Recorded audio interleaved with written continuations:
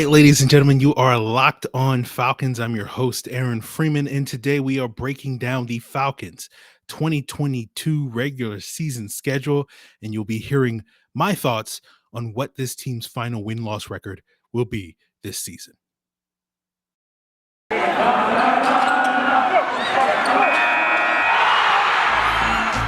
You are Locked On Falcons, your daily Atlanta Falcons podcast. Part of the Locked On Podcast Network, your team every day.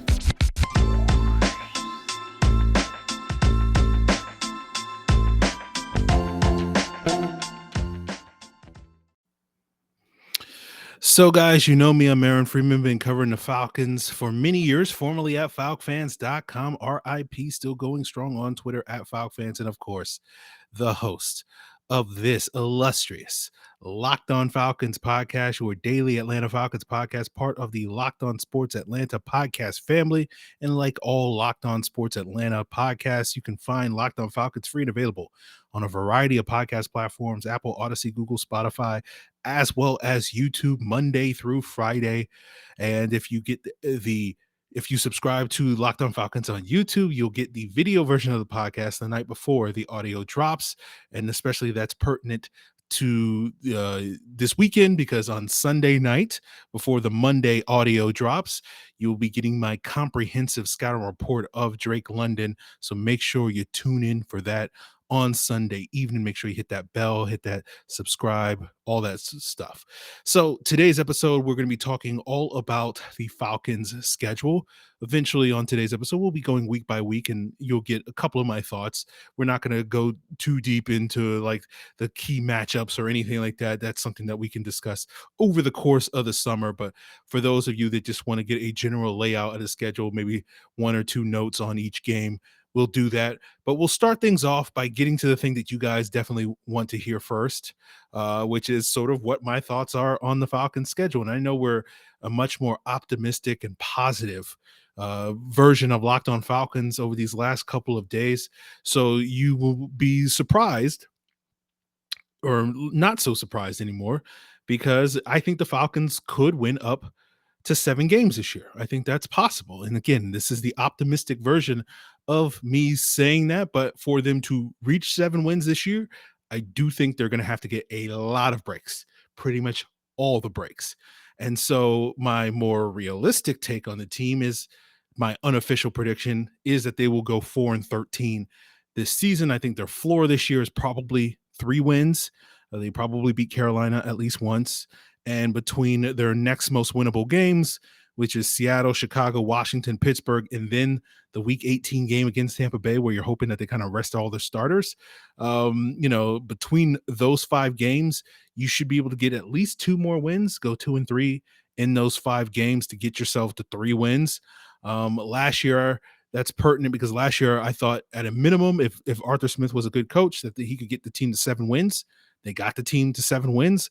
And, to me, it was kind of like how good a coach he is based off of how many more games they can win other than 7 games, based off of how easy their schedule was, relatively speaking. And this year, that number for me in terms of like, Arthur Smith is a good coach, or a competent coach, I should say, if he can get the team to this number, for me this year, I think that's 4 wins, right? The fact that the Falcons didn't get above 7 wins is part of the reason why I'm not as high on Arthur Smith as a coach as a lot of other Falcon fans are. And so this year it's going to be like, if they can get to 5 or 6 or more wins, and I'll be like, okay, Arthur Smith is a better coach than I have previously given him credit for, because getting, more than 4 is going to be, due to the Falcons, is going to be tough for the Falcons, and it's going to be due to the Falcons performing above expectations. But sort of my 4 unofficial predictions for the games that they'll win is the Week 3 game on the road against Seattle, the Week 8 game at home against Carolina, the Week 11 game against the Bears at home, and then the Week 18 game against the Bucs at home. And it's just hoping that the Bucs are locked up a playoff spot and they feel compelled to rest all their starters that week, and the Falcons can steal a win to get that 4th win of the season and possibly ruin their draft stock so that the tankers are going crazy, which is the entertainment I need out there in the world. But with those sort of for unofficial predictions for wins, it feels weird predicting the Falcons to win 3 home games. So maybe, given how they've struggled at home these last couple of years, and it seems like each year they get worse at home, based off of their record. I think that's been a trend for like the last 4 or so years. So I guess I probably should flip that Carolina win to the road game in week 11 on Thursday night, their one primetime matchup. And then maybe instead of beating the Bears at home in week 11, they beat I was about to say Redskins, Washington Commanders on the road in week 12 the following week. So with that sort of out of the way, let's get into the week by week breakdown of the Falcons schedule as we continue today's Locked On Falcons. But before we get there, guys, I do want to plug the Locked On Sports Atlanta podcast family. Locked On Sports Atlanta is, of course, not just covering the Falcons, the Braves, the Bulldogs. Are covering all of Atlanta sports, all of Georgia sports, as well as national headlines involving sports. And you're getting 4 different perspectives on 3 different shows: A to Z with Mark Zinno, Hitting Hard with John Chuckery, and ATL Day Ones with Jarvis Davis and Tanitra Batiste. And you can find it all in the same podcast feed, whether you listen to it on Apple, Odyssey, Google, Spotify, or on YouTube. So make sure you subscribe to Locked On Sports Atlanta on your preferred podcast platform. And guys, talking about Atlanta sports, the one team that is very active at this point in time in the calendar is, of course, the Atlanta Braves. And if you want to get a little bit of extra action on this Braves team, why not head over to betonline.net, the number one source for all your sports betting needs and info. And whether you're looking for the latest odds, contests, player props, or even podcasts, betonline.net has it all. And it's not just baseball. At BetOnline, they have you covered for NBA playoffs, NHL playoffs, boxing, UFC, golf, esports, your favorite Vegas casino games. Now that the schedule is unveiled, go and check out their win totals for the Falcons or whatever team that you want to bet on. Now that you're actually looking at the schedule, to take the over and under on how many wins. Given my 4-13 prediction, I'm going to take the under on the Falcons win totals. But if you want to take the over, head on over to the website today or use your mobile device to sign up and learn more about the trends in action. BetOnline, where the game starts. So this Falcons schedule is, the schedule makers didn't do the Falcons any favors because they seemingly gave them one of the toughest stretches of the season to start the year. They kick off the season week 1 at home against the Saints. And of course, that's going to be a big matchup. Of course, you're getting not only hate week for 3 months leading up to that game, hate summer, I guess you could call it. And you're also kind of expecting the Falcons to show out better in this week 1 because, of course, Arthur Smith did say this past week on 92.9 The Game that he does plan on playing guys in the preseason. He does admit that not playing the guys in the preseason last summer was a mistake. And so, of course, I feel vindicated. And of course, that's only going to further feed my ego. So go ahead and tell me why I'm an egotistical moron in the comments below here on the Locked On Falcons YouTube channel. And I will definitely 100% read all of those comments. But let's move on to the week 2 matchup on the road against the Rams. That's a 4:00 game. That's part 1 of the Falcons' 2-week West Coast road trip. As the following week, they're facing Seahawks in Seattle. And that's also an afternoon game. And the Rams will get some extra, rest for this week 2 game because they kick off the season on Thursday night against the Bills at home.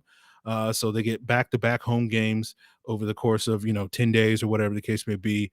And I imagine the Falcons will probably do the thing a lot of teams do. And instead of coming back to Atlanta after that Rams game, they'll stay out on the West Coast for that week instead of traveling back. I believe the Falcons did do that with Dan Quinn at one point in the season. I think they did actually win the second of those games, if I'm not mistaken, but I could be misremembering that. Someone check me in the comments there, and I will read that comment. But then after that Seahawks game, they come back home in week 4 to face the Browns. The Browns will also be well rested because the previous week they will have played on Thursday night against the Steelers. I don't think we'll see Deshaun Watson in that game because it's so early in the season and the expectation that he'll be suspended for at least 6 games, if not more, this season. But we will certainly see quite a bit of Nick Chubb, and the Browns backup quarterback presumably will be Jacoby Brissett unless they do manage to do the thing that they're threatening to do and keep Baker Mayfield, which they're not going to do. But, last time the Falcons faced Jacoby Brissett, it wasn't a great look. And I do not look forward to the last time they faced Nick Chubb. It was not a great look. So hopefully the Falcons have figured something out in those 2-3 years since they faced those two guys. Week 5, they're on the road against the Bucs. Week 6, they're back at home against the 49ers. And then week 7 on the road again against the Super Bowl losers in the Cincinnati Bengals. So that represents, that 7-game stretch of games, really tough. Those 3 games in particular are going to be tough. Maybe you can catch the 49ers sleeping in that week 6 matchup, because the following week, I think they're playing the Chiefs at home. So maybe they're sort of overlooking the Falcons and we can catch them maybe in the trap game in that week 6 matchup. But outside of that, it's going to be hard for the Falcons to rack up wins to start the season. And frankly, I think winning one game will probably be not the max. Obviously, things can happen, but like the most realistic likely outcome in those first 7 games where they start this season 1-6.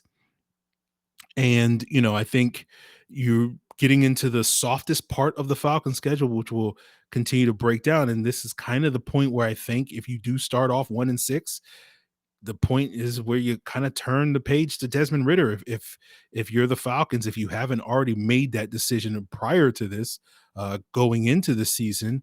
And again, obviously these are unknown factors and variables, how Ridder and Mariota perform in camp, how Mariota, if he's the starter, performs early in the season, will sort of determine this timetable. But we've been talking for the last several weeks that, at some point we probably do need to see Desmond Ridder, unless he's an absolute disaster in training camp at some point this season. And so, starting around week 8, I think is a prime opportunity for him to get his first action if he hasn't gotten it already, because they'll be facing the Panthers at home. So he has a familiar environment, friendly environment, although we'll see if, Falcon fans show up, more than a dozen Falcon fans in a stadium. That's a joke, guys. I don't get mad at me. It's a joke. Have a sense of humor about this stuff. So I think that would be a great opportunity for him to get his first career start, and then, potentially build some momentum in the following weeks where we're facing a softer part of the schedule. And we'll break that down as things continue here on Locked On Falcons, as well as talking about the lone primetime game that the Falcons have this season as we continue today's episode. But before we get there, guys, I do want to let you know that, while we are building up the hype for this 2022 season, summer, is a long time between now and when Desmond Ridder's actually playing on a football field. And if you need that extra fuel to get you going this summer, Built Bar has you covered. Built Bar is the protein bar that tastes just like a candy bar, but they're even better than a candy bar, because Built Bars not only taste good, they're good for you. Low in sugar, low in calories, low in carbs, high in protein, high in fiber, and they're now unveiled their birthday cake puff flavor. So treat yourself to the first ever protein-infused marshmallow with their puffs that's now covered in white chocolate and sprinkles for the birthday cake. So give yourself birthday treat every single day by heading over to built.com and using the promo code LOCKED15. You'll get 15% off your order. That's LOCKED15, LOCKED15 for 15% off at built.com. So you got the week 8 home game against the Panthers to start off the soft part of the Falcons schedule. And then you have probably not a soft game against the Chargers in week 9. That's also at home. The Chargers will be coming off of bye week the week before. But this is back-to-back home games, right? This is the only time the Falcons have back-to-back home games all year long until the last 2 weeks of the regular season. So again, if you want to get Ridder, his due, to get him, a comfortable situation where he's not going on the road, or he gets 2 relatively friendly environments to play his first 2 starts in that week 8, week 9 game against Carolina, and then against Carolina, and then the Chargers, makes a lot of sense. Then you get the Panthers again in week 10, this time on the road on a Thursday night game, the Falcons' lone primetime game. So you're going to get 2 games against the Panthers in 11 days. And again, you can use that as a progress. If Ridder struggles in that week 8 game, does he improve in that week 10 game? Now that he's figured out some things about those Panthers and whatnot, who knows? We'll see. Then you get a mini bye after that Thursday night game against Carolina in week 10, before coming back home to face Justin Fields in Atlanta with the Bears coming to town in week 11. And again, that mini bye, if you haven't turned the tables to Desmond Ridder at this point in time, getting those extra days off is a prime time to sort of get Ridder up to speed. Again, this stretch, I think, really is, again, I know people will think otherwise. A handful of you out there will think otherwise, but like this to me is a perfect stretch of the season that if you want to turn the keys to Desmond Ridder, it seems to be setting up very favorably for you. And so when, if BetOnline has, a before after, not necessarily an over under on when Desmond Ridder will start, I think that I would take the before. And if that was set at Thanksgiving, I do think we'll see Desmond Ridder starting games for the Falcons before Thanksgiving at this point in time. I know a listener sent in a question on a previous Q&A that we did a week or two ago about, what would need to happen for the Falcons to turn the keys from Marcus Mariota to Desmond Ridder by, mid-season. And I think I said in that episode that if they don't start the season 3-5 or better, and thus be, mathematically still in the playoff hunt, I think 3-5 teams have like a 9% chance of making the postseason historically. So if you don't have, if you're, those are slim odds, but like it's something that you could sit here, 3-5 coming out of that Carolina game, you potentially could pad on a couple of other wins in subsequent weeks to get that closer to 500 theoretically. So, when I look at this schedule, though, it's going to be tough for them to go more than, to me, in their first 8 games to win more than 2 games. So 3-5, again, not impossible, but certainly does not seem very likely. So again, I do think we'll probably see Ridder at some point in this, 3-4 game stretch from week 8 to week 11, starting games for us. And so, after the Chicago game, you got the week 12 road game against the Commanders. That's the Sunday after Thanksgiving. So again, before, after Thanksgiving, before, I think. Then you have a home game to kick off the month of December against the Steelers. And then you have a short week. Or no, they have a short week. I'm sorry. Because they will have played Matt Ryan and the Colts on Monday Night Football the week before they play the Falcons. So, one less day of rest or whatever the case may be. So the Steelers are one of the weaker opponents on the Falcons schedule. So again, this is one of the more winnable games that the Falcons have on their schedule. After that, you have the bye game in week 14, that week 13 game against the Steelers, and you have the week 14 bye. And I feel like, we'll definitely see Ridder the rest of the way here. Right. Like this is the latest point where the Falcons can make a transition from Marcus Mariota, Desmond Ridder, unless, of course, the Falcons do manage to keep Mariota in the lineup and he actually starts winning games in this month of November. And all of a sudden it's like, well, are you going to bench him?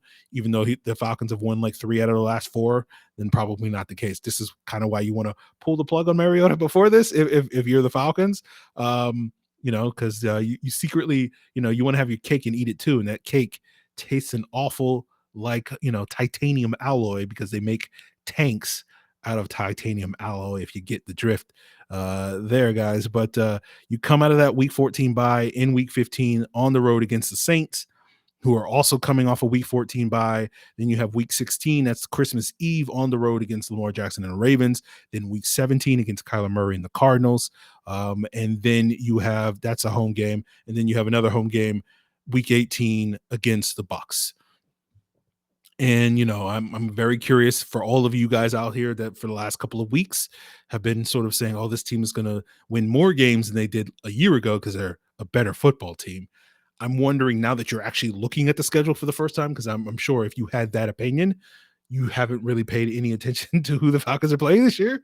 And I'm wondering how many of you have supervised that. Well, it's like, well, maybe they can get to 7. Maybe they can match their win total. Like, I want to know how many of you out there went from, predicting 9-8 to, now you're like, well, 7-10 would be a very respectable record. It would be an extremely respectable record. If they get 7-10 with this schedule, guys, and this roster, that is extremely respectable. outcome for the season. So there's no shame if you want to sit here and say the Falcons going to win 6 or 7 games.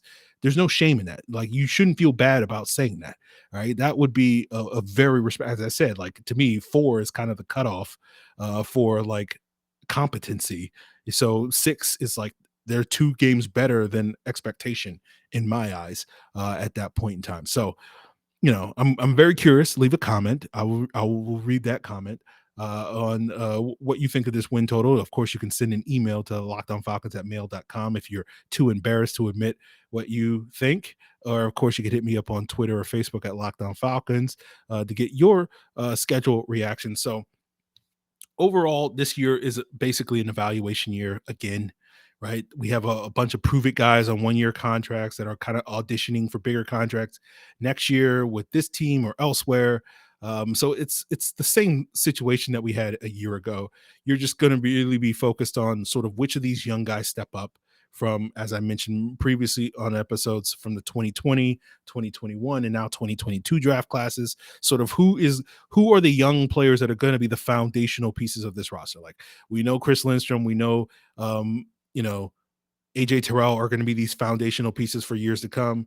We don't know anybody else is going to be a foundational piece for years to come. Even like Jake Matthews and Grady Jarrett are 2 sort of veteran leaders in the locker room, but both of those guys are really, when you look at their contracts, the Falcons could move on from both of those guys as early as 2024. So, like, it's one of those things where it's like this year is about finding, okay, who are the sort of cornerstone foundational pieces of this roster that we can build a winner with 2, 3 X number of years down the road. So that's going to be something that, I think we should be focused on. And I think we need to keep that mindset at the forefront rather than, trying to hype ourselves up into thinking that, oh, this team is going to be, much better than we think. Like, I think people need to pump the brakes on that stuff, but hey, that's just me. That's me. But we're turning a new leaf on this podcast, much more optimistic about the future of the team. So when we're talking about optimism, or at least how I see it, like, what I want to see from this team this year in this evaluation year is, are they playing better football in November, December, and January than they are in September and October, where I think they're going to struggle. That last 4-game stretch is not going to be easy. I know if you're a tanker, or you're hoping that proves to be true, but you're wondering if the Falcons can build some momentum in November during that soft stretch of games and carry that over after the bye week, and maybe we can go into that bye week and come out of that bye week feeling like better teams, or at least theoretically better teams like the Saints and Ravens and Cardinals, are much more beatable because the Falcons have built some momentum and are playing their best football in the weeks before that, as well as potentially steal a Week 18 win against the Bucs. So, I know for the tankers out there, this is your nightmare, but it would be incredible to me if the Falcons, were 2-11 going into the bye week and then managed to win like 3 out of the last 4 games, or whatever the case may be. And, those tankers tears, I use that as seasoning for my food. It's just better than kosher salt. It's better than sea salt. Tanker tears is the best seasoning out there. So we'll see how it all plays out, guys. I say that, although I might be one of the people crying at that point in the season as well. As I said on a previous episode, this is probably the only year where I will ever, I won't go as far as advocate, but I will not advocate against tanking. So we'll see how it all plays out, guys. But the rest of this week on Locked On Falcons is going to be great. Stay tuned on Sunday evening on YouTube, and then Monday morning for the audio version of the Drake London scouting report, where I'll give you my comprehensive breakdown of him, his floor, his ceiling, his eye level, my expectations for what he can be. And I guarantee you it will, I was going to say the most accurate scouting report on the player, probably not the most accurate, but certainly in Falcon spaces, you will get a real breakdown of the player, and I will give you the lowdown on that. And, I think regular listeners will approve of, the job I've done on previous scouting reports and breaking down players. So that same sort of attention to detail will go into that Sunday evening on YouTube and Monday morning on your preferred audio podcast platform. And then Monday evening and Tuesday morning, We'll get into all the recent news, the Nick Kwiatkowski signing and what that means for, say, Deion Jones. We'll get into rookie minicamp stuff. We'll talk maybe a little bit more about some of the things Arthur Smith said on 92.90 Game, this past week, and some interesting nuggets that we can pull out from that. And then later in the week, we'll have a kind of a mini Arnold Ebiketie week, Locked On Arnold Ebiketie. We'll have some guests come on and talk quite a bit about Arnold Ebiketie and what they think he can bring to the table. And then hopefully next Friday, or on the audio, and next Thursday night on the video, we will do our Arnold Ebiketie scouting report. Hopefully the turnaround on that will be shorter than it was last year, where it seemed like it was like 2 weeks between each scouting report, because I got behind in things. But hopefully I will be well ahead, and hopefully I'll be done by the time I'm sitting down and recording the Drake London scouting report on Sunday. I will have done all my film work on Arnold Ebiketie by that point in time. But we'll see. Knowing me, I'll probably procrastinate and probably finish it like Monday or Tuesday. But that's the plan, guys. And we got more to come on all these Falcons rookies throughout the month of May and early part of June. We'll still be getting some insights on, the schedule stuff. I think we'll have a guest on next week as well to talk about his thoughts on the schedule as well. So that's all on deck for you guys. A lot of great content here on Locked On Falcons. And again, if you want to provide your feedback on past content, present content, or future content, of course, you can do so via Twitter, or Facebook at Locked On Falcons, via email at lockedonfalcons@mail.com, or of course, you can leave a comment here on the Locked On Falcons YouTube channel, and I will 100% read those comments. I read them all. Don't always respond to them, but I do try to read them all. So that's it, guys. I hope you have a great weekend. Yeah, that's it. More Drake London stuff, more Arnold Ebiketie, more schedule stuff, and Nick Kwiatkowski stuff. All that and more coming in on Locked On Falcons. Appreciate it. Till then.